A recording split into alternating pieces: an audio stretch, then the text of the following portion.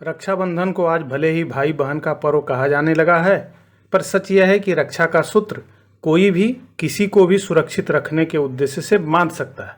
पुराणों तथा अन्य धार्मिक ग्रंथों में मिलने वाले कई दृष्टांत इस बात की पुष्टि करते हैं। बने रहिए वीडियो के अंत तक।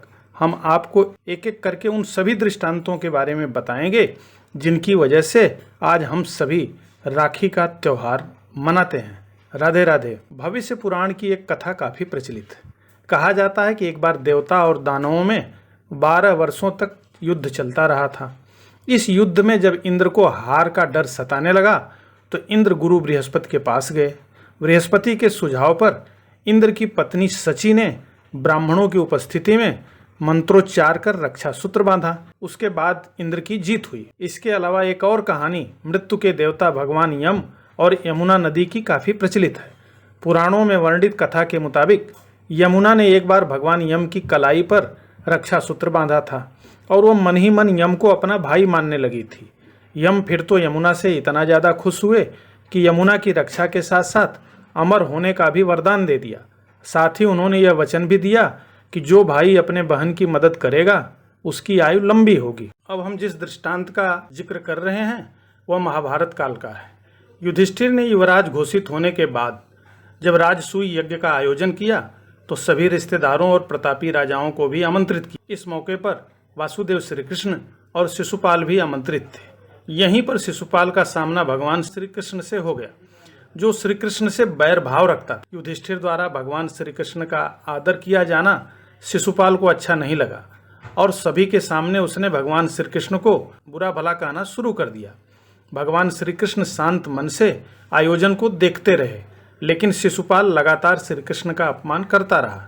जैसे ही उसने 101वीं बार अपशब्द कहा, श्री कृष्ण ने सुदर्शन चक्र को आदेश दे दिया और एक पल में शिशुपाल की गर्दन धड़ से अलग हो गई। लेकिन श्री कृष्ण की उंगली भी कट गई और काफी खून बहने लगा। उस समय द्रौपदी ने अपने साड़ी का पल्लू फाड़कर भगवान की उंगली पर पट्टी बांध दी थी।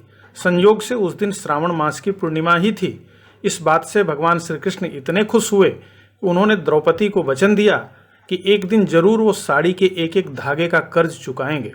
और श्री कृष्ण ने चीरहरण के समय द्रौपदी को दिए अपने उस वचन को निभाया और उनकी लाज भी बचाई। रक्षाबंधन को लेकर उसी समय की एक दूसरी कहानी भी काफी प्रचलित है। महाभारत का युद्ध चल रहा था। युधिष्ठिर कौरवों से युद्ध करने के लिए तैयार हो रहे थे। उनके मन में एक ही बात लगातार घूम रही थी कि युद्ध कैसे जीता जाए। उन्होंने अपने दिल की चिंता की बात श्री कृष्ण से कही। हे केशव, मेरा मन बड़ा ही अंतर्द्वंद्वों में फंसा हुआ है, इसका निवारण कीजिए। ऐसी कौन सी बात है भैया? श्री कृष्ण ने पूछा। तब युधिष्ठिर ने अपने मन की बात उन्हें बता दी। तब श्री कृष्ण ने कहा, बड़े भैया, सभी सैनिकों के हाथ पर रक्षा सूत्र बंधवा दीजिए। उनके कथनानुसार सारे सैनिकों के हाथ पर युधिष्ठिर ने रक्षा सूत्र बंधवाया और फिर उन्हें सफलता भी मिली। एक कहानी भगवान गणेश के बेटे शुभ और लाभ को भी लेकर कही सुनी जाती है। इन दोनों भाइयों को कोई बहन नहीं थी। वे दोनों चाहते थे कि उन्हें भी एक बहन हो। तब भगवान गणेश ने यज्ञ करके संतोषी माँ को प्रकट किया। दोनों भाई खुश हो गए। उन्हें संतोषी के रूप में बहन प्राप्त हो। ये रहे वो 5 दृष्टांत जिनका जिक्र हम कर रहे थे।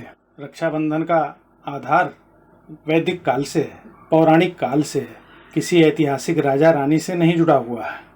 इसीलिए हम इससे आपको अवगत करा रहे हैं। आपको यह वीडियो कैसा लगा कमेंट बॉक्स में कमेंट करके अवश्य बताएं। अगर चैनल को अभी तक लाइक और सब्सक्राइब नहीं किया है तो लाइक और सब्सक्राइब भी कीजिए।